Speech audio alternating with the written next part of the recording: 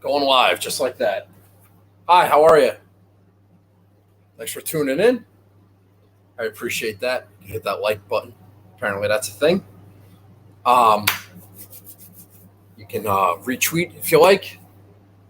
If you're a Twitter person, you can share. It's fine. Whatever you feel, whatever you're comfortable with. So I tweeted out earlier that I had like an announcement. Not like an announcement. That the announcement section would take a minute or two. So I want to do things differently. I'm not happy. What's up, Augie? I'm not happy with the way things are going. With the show, with my ratings are down. This is going to sound so self-serving. But I mean, I understand it because I don't really give a shit. So I can't really expect anybody else to give a shit. My enthusiasm hasn't been good. I mean, it's every weekend. I'm like, oh, God, I got to do a show on Wednesday. I don't really want to. I want to do different stuff.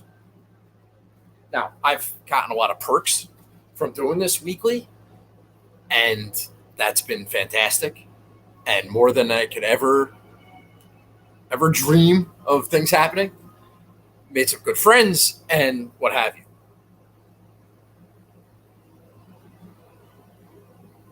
But there's just so much golf stuff out there. It's become so repetitive, and I don't like doing it. I'm not going to sit here every freaking week. Well, I am, but I don't like sitting here every week and saying, oh, well, this guy's so-and-so ownership. I'm losing my enthusiasm. And I'm sorry about that. But it's just like, I don't care. I don't care what happens in the Canadian Open. I don't care what happens in Saudi Arabia. I don't care. I've lost the ability to care. It's been 3.5 years, and I don't give a shit. I want to get back to my roots, so to say. Hi, Mike. Hey, Steve. I want to get back to my roots. When I started doing this, it was not as in depth. I basically pointed out what I was looking for, made a case for a couple of guys that I picked, and got the hell out of here. And I built an audience and a following from that. But now I'm doing freaking 1.5-hour shows. And I've tried. I tried doing Sunday shows, and I've tried different stuff. But I can't help myself. I can't stop talking. It's a problem. I want to stop talking because I am not putting a good product out there. I want to put out a good product. So I'm going to make changes. And if you don't like it, I'm sorry. There's a million other people, things you can listen to, watch, and get whatever fill that you feel that you need. I am no longer in the business of trying to provide for you. That's never why I did this to begin with. I'm not here trying to spout information as if I know what the fuck I'm talking about. It's all fucking luck. It's all luck. You want to come at me and say it's a skill thing? Fine. It's a skill. It's a skill that I don't have. I just have an opinion. And I like just pointing out things that maybe you haven't heard somewhere else or whatever. But it's like it's a drop in the bucket. Nobody cares. And I understand because I don't care. So I'm going to do shorter shows.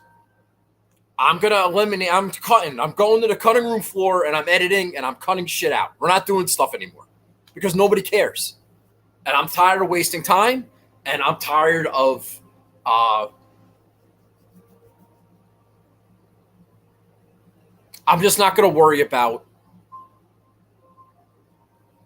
the audience.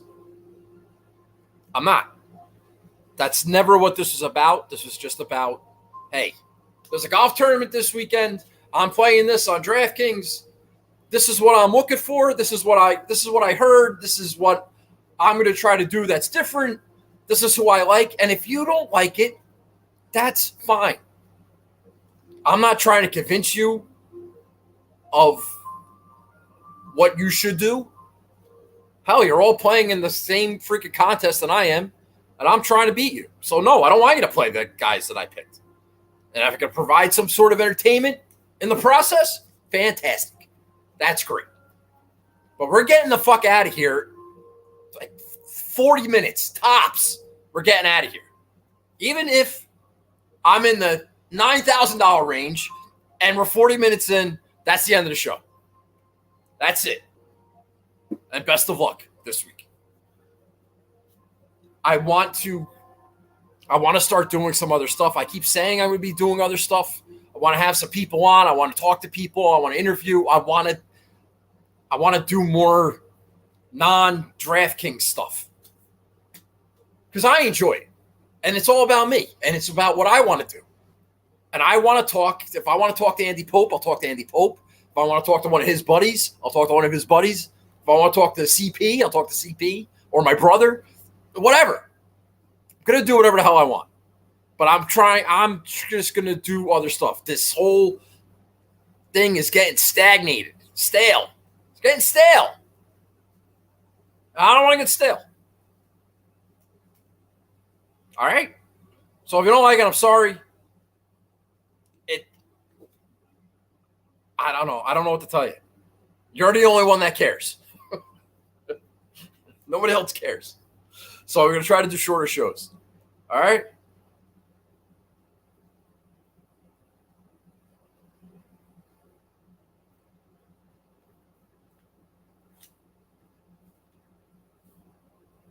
I'm not quitting, Stewie. Thank you very much. Just dialing it back. All right, so I got no shout-outs, I don't think. I didn't write them down. I got no show and tell, and I just made an announcement. Listener League. The guy who won, he just won like a month ago. Let me go to my notes here. I didn't write this down separately. The guy who won Memorial, Lindros, 8810. He won the Wells Fargo. Remember I couldn't find that guy? Today I sent him 2 golf balls. So he got a pair of balls. Congratulations to him. What was his lineup? Don't know. Didn't look. It doesn't matter. If you care, go and find it. I don't give a shit.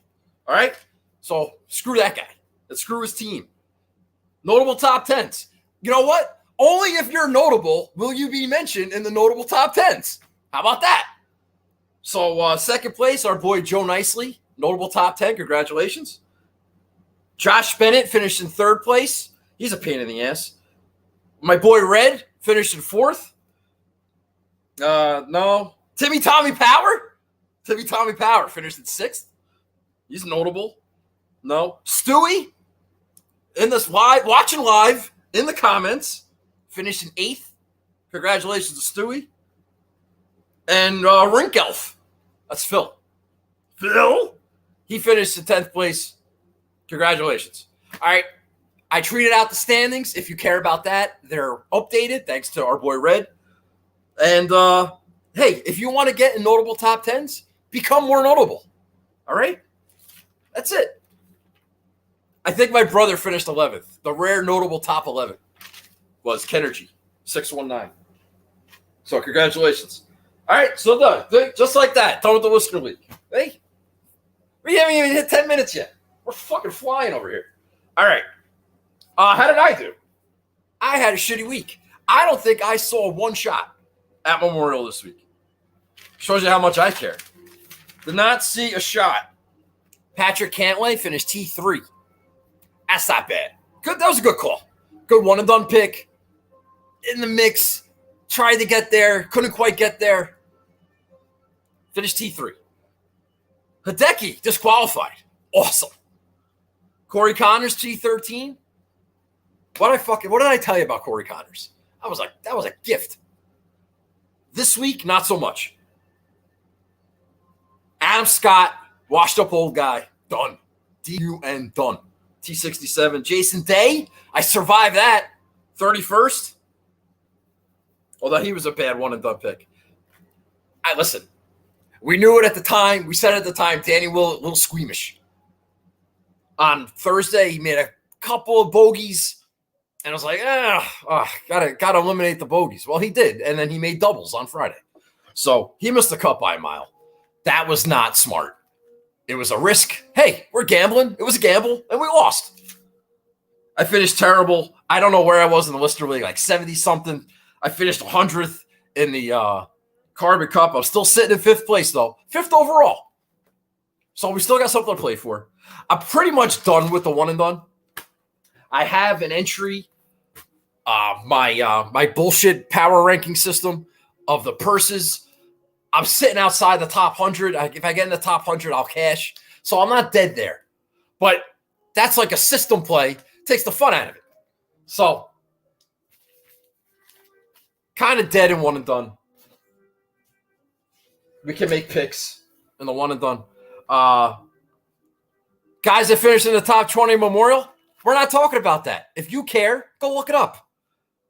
Notable miscuts? No. My bets, they all lost. Okay? That was a quick recap. That Hideki disqualification, that kind of stung. What the hell was that? God. I didn't have what the hell's her name? Minji Lee in the Women's Open. I didn't have that. I was a little annoyed. DraftKings Sportsbook didn't have any of the amateurs available to bet on in the Women's Open. I couldn't bet on Rose Zhang. I couldn't bet on Rachel Heck. I could have bet on Megan. Well, they weren't in the field, so maybe that's why I couldn't bet. Well, Rose Zhang was in the field. I could have bet on her. So I don't know what's going on there. I bet on Gabby Ruffles. She missed the cut by a bunch. But yeah, I didn't watch much of that. I didn't watch much of Memorial because Hideki got disqualified, and I was pretty much done.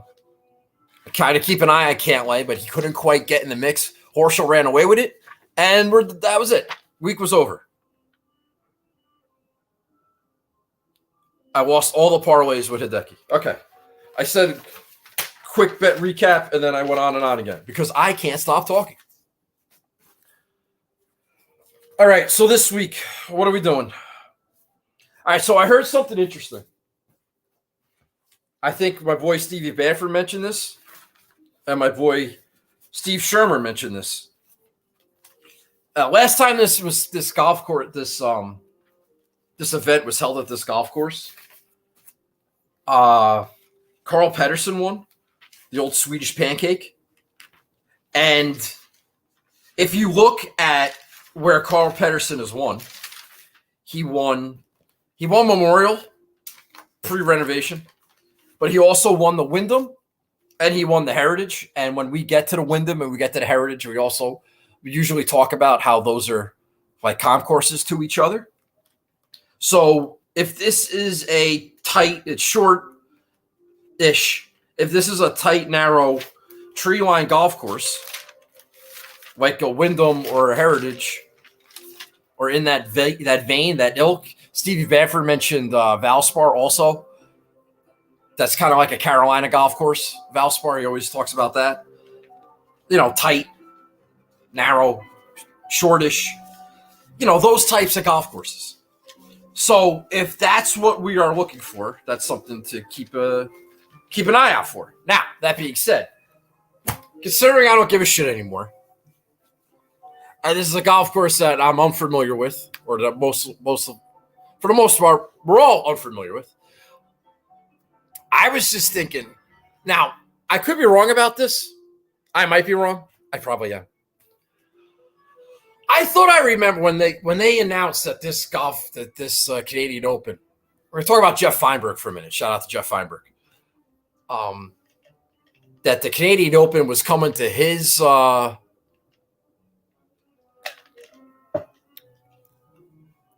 that this tournament was coming to his like home course or or he's a member or something like that. Now, this could all be shoddy third-hand information. Now, I don't know if that's this course or if it's a course that's hosting next year or what have you. But I remember them talking about it way back when, and that the pros are just going to tear this place apart. And there's been the talk of a lot of rain the last couple of nights. Of course, will be nice and soft. I should probably ask Jeff Feinberg if this is the golf course, if this is at his home golf course. I didn't hear him talk about it with Mayo this week. I didn't hear him on with Steve and Boston Capper. I'm going to listen tomorrow. I was off today, so not a big podcast day for me. I'll listen tomorrow. It doesn't matter. But I had it in my mind that this is going to be like a birdie fest. The PGA Tour doesn't go to like really stern tests. They want birdies. So they're going to make it, they're going to go to a place where they're going to be able to score. You get some rain in the mix. It's short as shit. They're going to make a lot of birdies. Probably. So, now I'm not much of a model guy, but I did a little work and I made a list right here. I made a list of basically the birdie or better percentage, the top guys that are in the field. And I got a list of 23 players, basically in the top 70 on tour in birdies or better. And then from there, I kind of just like broke it down a little bit. Do I like this guy? Is he in good form? Has he been good at like Heritage or Wyndham? And there's a show. That's a show. So that's what we're going to do. I don't have an outright that I really love. I don't have, although I'm probably going to look after the shows on Wednesday. That's like Candyland time. I go into the app, I'll make my bets, and then I'll go from there. I just put my lineup together basically in the last hour or two. I reserve the right to change something if I want to. I didn't write it down. I have to use my phone. That's good enough. So I basically, I looked at the birdie or better percentage. I looked at ownership, and then I made picks based on comp courses, which may or may not even be comp courses. Just because Carl Pedersen won there doesn't mean it's going to play the same exact way. Nobody knows shit, including me. All right, so in the $10,000 range, we don't have to go. I'm looking at Memorial. All right. This course was qualifier this year. Qualifier? So it's not hosting. I think they're hosting. Hey, buddy. Thanks for checking it out. Well, either way. All right, so I had this thing in my head that was going to be a lot of birdies, but then I heard some other stuff, and it's like, maybe it won't be so hard. But it's still going to be gettable. Still going to be gettable. They're not going to have any wind. It's going to be a little, what are we talking about? It's not a Tommy Fleetwood week. I know he's not in the field, but you're going to have to make some birdies. Hey, Slappy, go fuck yourself. All right? Go fuck yourself. I fucking hate that guy. Do not do that to me. Fuck you. Fuck you. Fuck. This is what I'm talking about. I can't stand this. I don't want this in my life. I don't need it. I don't want it. I just want to fucking talk. That's all I want to do. But I can't handle the idiocy. I can't handle the idiocy. That's the problem. Okay. So $10,000 and up. It's fucking hot as balls in here. Air conditioner's not working. $10,000 and up. You have the top four guys in birdie or better percentage are all Cam Smith, JT, Scheffler, and Burns. All right, all sitting there in the $10,000 range. So if we're going birdies, ownership, whatever. Now, you got to factor in, you got a week 4 major. Does that mean anything? Are we, this is a scrimmage. We're in a tune-up mode. What's the psychology of these guys? Who knows? Justin Thomas has won a week in his last tournament before a major. Rory McIlroy has won a tournament right before a major. It's not ideal. They didn't go on to win the major. Cam Smith's number 1 in birdies. But I didn't go in that direction. I didn't take any of these guys. It's probably dumb. I couldn't really choose which one I wanted or two. And I probably would say Scheffler would probably be the best play. I mean, the last time Scheffler played, where did he finish? Second? He lost in a playoff at Colonial? Does that sound right? Sounds right to me. So, excuse me 1 second. Let me pull this up here.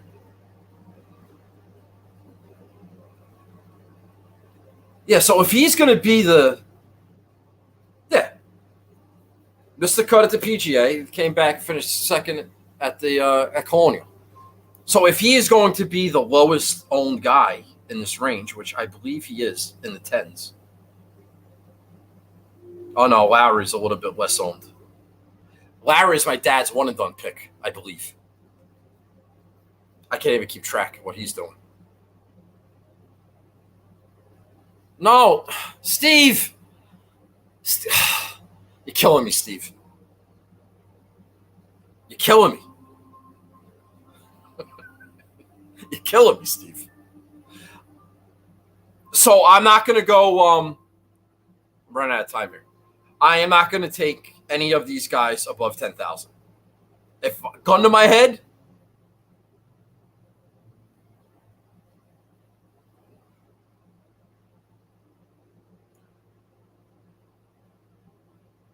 I'd probably take Sam Burns, honestly. Mr. Valspar, right? We talked about the short, narrow golf courses. Probably would take Sam Burns if I had to. Now, I didn't roster him. You know what? I probably should. Do I have money left? Excuse me 1 second. I might be making a substitution here. I do have money. I have $300 left, and I can totally do it. I have to. Right? All right, so do I play Harold Varner the third, or do I play Sam Burns? Like, come on. Like, what are we talking about here? If Sam Burns is only going to be 14% owned, and Varner's going to be 10 or 11, okay. Fuck that. They're going to change on the fly. All right, we're all in on Burns. All right, he's going to be our one and done pick. He's going to be a bet. We're going to play Sam Burns. We're going to go back to back and a belly to belly with Sam fucking Burns. Mr. Valspar, let's fucking go. You know what, Harold Varner? Screw you. I ain't going to play Harold Varner. I was going to come on here and tell you that if you got Harold Varner at 11% and Corey Connors at 21%, Varner is the play. That common sense. To me, that's common sense. To some of you idiots, it may not be common sense. But to me, it's common sense. Yeah, two guys, like kind of like do the same thing, kind of the same. It's just 2 weeks ago or last week, Corey Connors was what? It was flipped. It was exactly flipped. Corey Connors was 10. Varner was like 20. Everybody played Varner. Varner sucks. And I think I have this right. Do I have this right? Maybe I'm mixing tournaments, but you get the general idea. This happens every week. You have some guy that his ownership is out of control, and another guy who's just as good, whose ownership's half, play half. Just because. It's not that easy. So I was going to play Harold Varner at 11% owned because it doesn't make any sense. Harold Varner sucks now. Everybody saw him 4-putt. He shot 40 on the back. His career's over. Fine. Shoot him. No, that's not how it works. The guy's best finishes are at the Heritage. I get on Harold Varner for his lack of top tens in his PGA Tour career. And that is still true. He's played 100. He's got 140 starts on the PGA Tour. He's got like 15 top tens. That is a shit percentage. He's just streaky. Whatever. But 3 of those top tens are at the Wyndham and the Heritage. Carolina guy. So if there's correlation there, and then you're getting I love guys who suck. If you get a shitty Harold Varner, this is a good spot for him. However, let's not be totally stupid and play him over Sam Burns if we have the chance. Let's play Sam Burns. All right. We're going to go Sam Burns. Steve, there's your bet. If you're still watching, don't take Charlie's advice and run to the window. All right? You got to hear everything. Mr. Valspar, Sam Burns. All right. So we made a change on the fly. Burns is 4th in birdie or better percentage, but Varner's 5th. That's what made him jump out. You got all these guys in the $10,000 range, $9,000 range, and Varner's sitting there 5th. Now, I'm not a big model guy, but I was almost like, it was kind of like ironic and funny. It's like, oh, maybe I'll roster Harold Varner. Nobody's doing it this week. This will be the week. Screw everybody who's been rostering him for 9 years waiting for him to win. But no. Let's not overthink it. Let's not get cute. Let's just play Sam Burns, and we'll be fine. Take our chances. Now, Sam Burns sucks. Coming off a win, he sucks. It was all luck. What do I want to talk about? All right, so in the 9s, you got, we talk about Varner, Connors, Anderkurst, by the way. Hatton, Finau, Hadwin. You want to go those Canadian narratives? That makes a lot of sense since Canadians always play so well here. Idiots. I am going to play on my list of birdie makers in the $9,000 range. You have Varner's 5th, Keith Mitchell 6th. Keith Mitchell won a Honda in a waterline course. I looked at Mitchell, didn't love it. Did not love it. Terrell Hatton's 9th in birdies. Pretty popular pick this week. Oh, not super popular, but 13% owned. I like Hatton kind of like on a bigger golf course. I don't know why. Although I think in the return to golf at the Heritage, he had a top 5. He's like a Bay Hill guy. I played Hatton at Valspar this year. He was okay. But I think I need a little bit more room. I don't know. Not feeling it with Hatton. Bigger ballpark. Who else is in the 9th? And then you got Sebastian Munoz, 14th in birdies or better. Pretty low owned. Less than 10%. So him and he's the only guy priced $9,000 or up that's less than 10%. Sebastian Munoz, who apparently sucks now. What is old Bassy been up to? He was good at the Byron Nelson, finished 3rd. Made the cut, T55 at the PGA, T48 at Charles Schwab. Okay, shoot him. Guy hasn't missed a cut since the American Express. You look at Bassy Munoz's best finishes. He's got a 3rd at Colonial. He's got a 3rd at the Greenbrier. These are all bent grass golf courses, by the way. It's got a T4 at the John Deere, also bent grass. Shorter, Greenbrier, John Deere. All these golf courses are like kind of they're not really like bombers' paradises. You know what I mean? And I like Sebastian Munoz. I'm getting him. He makes a lot of birdies. I'm getting a low ownership, and that's a play. That's a play. All right, moving on. I only got a couple minutes left. $8,000 range. What do we got? We have who makes a lot of birdies? 8th in birdie or better percentage. Now, this guy's cursed big time. He's not going to win. He might contend, but he's not going to win. And I'm not going to let the fact that Jason Sobel took Justin Rose stop me from taking Justin Rose. Justin Rose is coming in at like 5% owned. All right? Justin Rose, let me repeat that. Justin Rose is coming in at 5% owned, and Brendan Todd is coming in at 14% owned. Triple the ownership. You fucking morons. Okay? You're talking about Brendan Todd and Justin Rose. This is not complicated. Now, they both might miss the cut. They both might contend. But in the grand scheme of things, Justin Rose is a better player than Brendan Todd. Don't be a fucking putz. All right?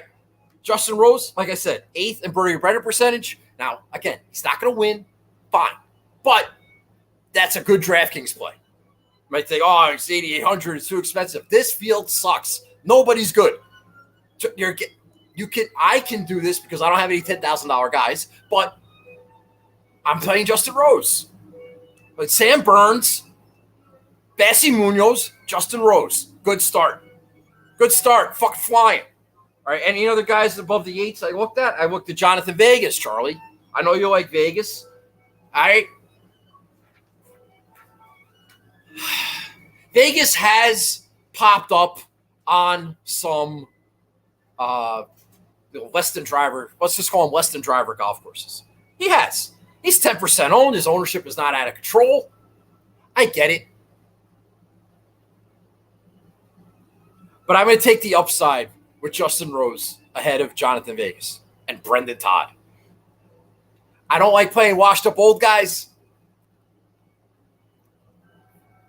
We'll see.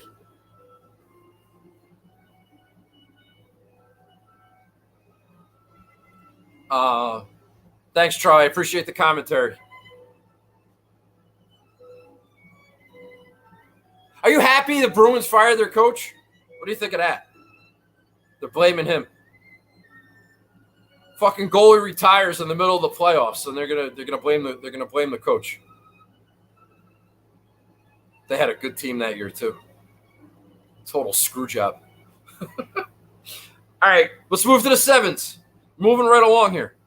Yeah, because I don't like anybody else in the. I don't like anybody else in the 8s.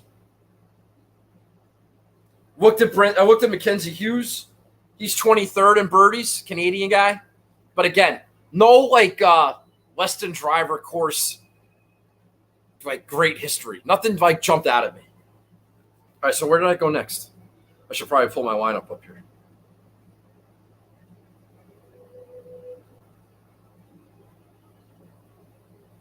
All right. In the 7s, this range sucks. This is normally like a $6,000 range. Okay. I'm glad you're happy, Charlie. I did a little finagling down here.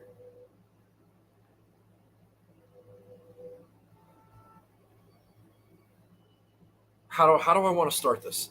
The guys that were on my list for make a lot of birdies, they're either in terrible form or they suck at golf,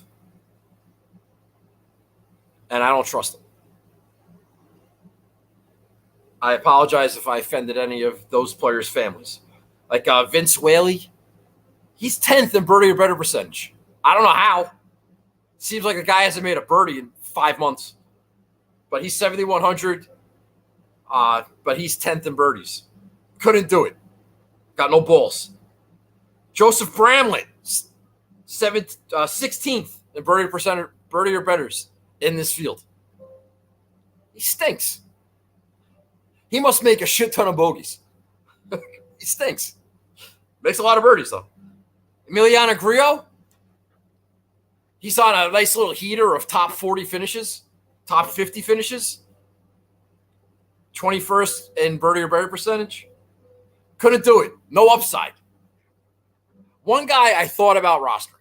I had him on the roster, and then I made I think will be a smart decision. That's a risk, but we're gambling. I was going to play Peter Malmotti, who's 24th in birdie, I can't fucking say that. He's 24th in birdies. Possible first-round leader. Popped up on the occasional leaderboard. Hasn't been in the worst form in the world. Let me see. Let's take a look at old Peppy Peter. What has he been up to? I have it here. Hold on. Yeah, he finished top 10 at the Byron Nelson. Miscut at Colonial, miscut at Memorial. Oh, my note on Peter Malnati is that since last year's U.S. Open, so it's been a year, hasn't missed 3 cuts in a row. All right? Hasn't missed 3 cuts in a row. If you look at his year since the U.S. Open last year, where he missed a cut at Torrey. What a shock. Let me pull this up here. So that was his 3rd missed cut in a row. He missed 2 cuts, one at the Wyndham, and then made it at the Northern Trust. Then he missed the cut at Mayakoba and then Houston Open, and then T40 at the RSM. Start the year, 2 missed cuts, then T25 at Torrey. Now, he was hot. Before these last 2 missed cuts, he had 5 made cuts in a row. T41, T42, T15, T51, and T9. Coming in hot. Missed the cut at Colonial, missed the cut at Memorial. So, will he miss a 3rd cut in a row? Possible. Could he jump out first-round leader? Maybe. He's good at the Sanderson. We like Sam Burns. We like Sebastian Munoz. Why wouldn't we like Peter Malnati?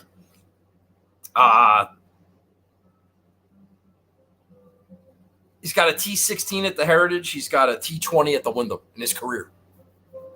Now, it's a lesser driver course. It kind of fit. I'm making a huge case for Peter Malnati, who I didn't roster. Can't stop talking. So who did I play? All right. So who did I play?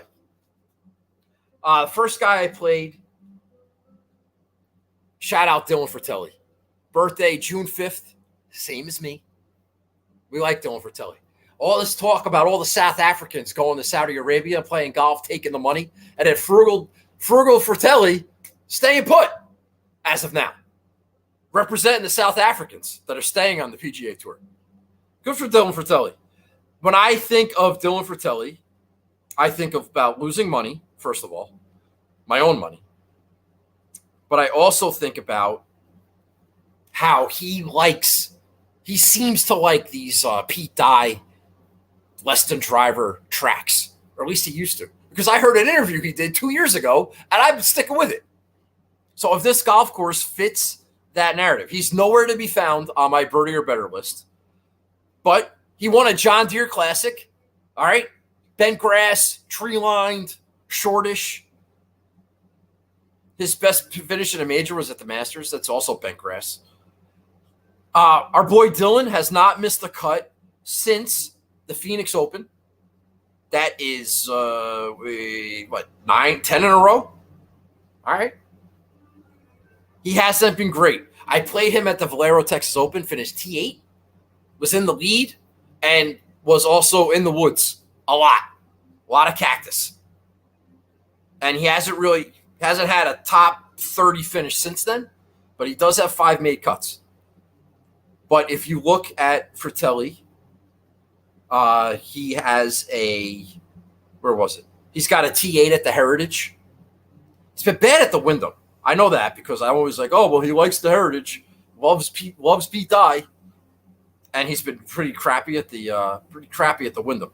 But I am just going to ride the not so hot but consistent made cut form of Dylan Fratelli coming off a birthday. Just he liked my happy birthday tweet.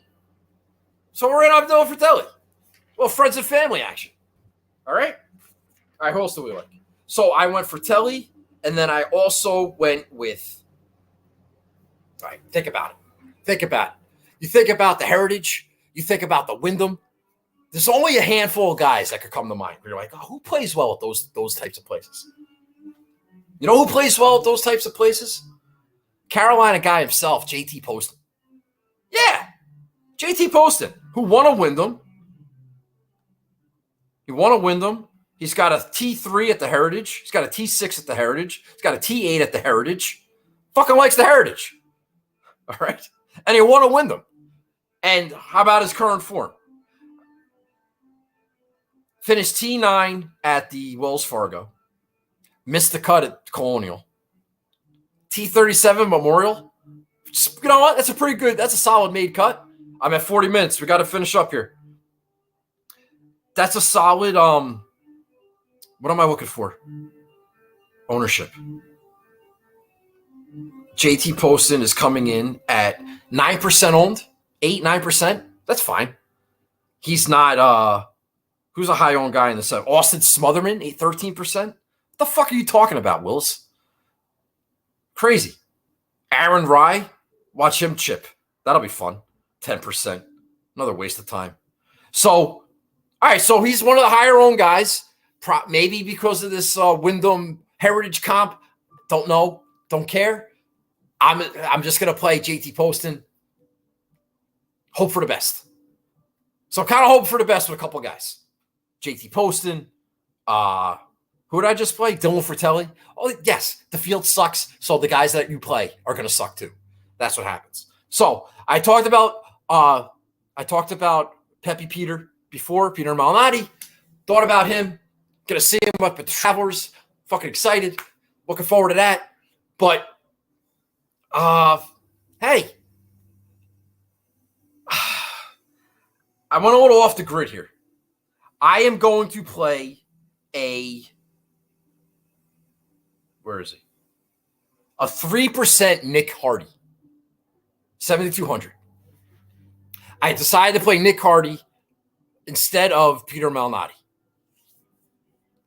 Nick Hardy's a really good golfer. Nick Hardy's been hurt for a long time. Basically since he got his card.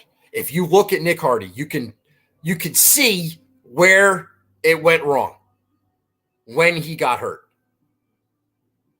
Okay? I just want to read this and then we'll get out of here. The Korn Ferry Tour last year, Advent Health Championship. Nick Hardy finished 4th. Okay? You know who won that tournament? Cameron Young. Okay? T6, Davis Riley. Those names sound familiar? Okay? This Nick Hardy is a fucking stud. I'm telling you that right now. The week after that, or the Evans Scholar. First place, Cameron Young. T5, Nick Hardy. T10, Mito Pereira. This guy's a fucking stud. BMW Charity Pro-Am. Winner, Mito Pereira. T5, Nick Hardy. All right? So he finished 4th, T5. 3 events in a row. All these, like, Korn Ferry studs. Cameron Young, Mito, who you guys all know and love, right there. Fucking in the mix with those guys. He's on that level. Then the Wichita Open, WD. And from that WD on, he did not have another top 25. Now, I don't know if it last week on the Korn Ferry Tour, Harry Hall won. That's a guy from England. Maybe you'd heard of him. Harry Hall. Nick Hardy finished 2nd. He's back. He tried to qualify for the U.S. Open. He missed it by a shot to get out of his sectional qualifying. This guy's got upside. And I read that he wasn't able to touch a club. Maybe I read or I heard it. Shout out Andy Johnson. He wasn't able to touch a club for 6 weeks, 8 weeks, something like that. And he's rested and he came back fucking 2nd place. He was hurt. So he had bad numbers, had a bad run of golf after a great run of golf. And maybe I'm going to take a chance that Nick Hardy pops. He's back. He's healthy. He's playing good golf. And I like the upside of that more than Peter Malmotti. Okay? That's what I'm going to do. So, Nick Hardy, you're in. Let's fucking go. So, my team, Sam Burns at the top, Bassy Munoz, Justin Rose, Dylan Fratelli, JT Poston, and Nick Hardy. No money left on the table. Not a lot of winning upside, considering Burns going back-to-back is difficult. Justin Rose is not going to win. Munoz, maybe. I don't know. Unlikely, but plausible. Fratelli, Poston, Nick Hardy. So we'll see what happens. I didn't enter a lot of the normal contests that I do. I'm not in Mayo's listener league. I'm not in a lot of stuff. I'm just in a couple things. I'm in the big one. I'm in the listener. Whatever. I didn't do Chad's contest. Doesn't matter. Nobody cares. So, didn't even look at anybody in the sixes. Well, I did. Jimmy Knaus, Danny Lee, Carlos Ortiz, Seth Reeves, Sam Ryder. I remember I used to say, I don't know the difference between Sam Ryder and Sam Burns, so I'm not going to put either one of them. I know the difference now. Burns is 10,000 and Sam Ryder is 6,600. But none of those guys are in any type of form, even though they make a lot of birdies. So I didn't play them. So I went balanced, basically, started with Burns, and we'll see what happens. Best of luck to you. I'm going to put in my bets, my 3 balls, matchup parlay, all that stuff. We're gonna play around with it. We'll have some fun. I am going to try to do some more stuff, try to do better shows. Next week, I'll be doing a show live from Boston next week. Let's fucking go. I will be in Boston for U.S. Open. Very excited. Got a good stretch coming up now. We got the Open, then the Travelers, my favorite. It's going to be good. Good times. So, best of luck this week. What about the other Nick? What other Nick? No, Charlie, we're not doing that. We got to go. Like and retweet, share if you want. That's what I'm doing. If you don't like it, that's fine too. Thanks for watching, and I will talk to you next week from Boston. All right. Have a good night. Bye-bye. 47 minutes. Let's fucking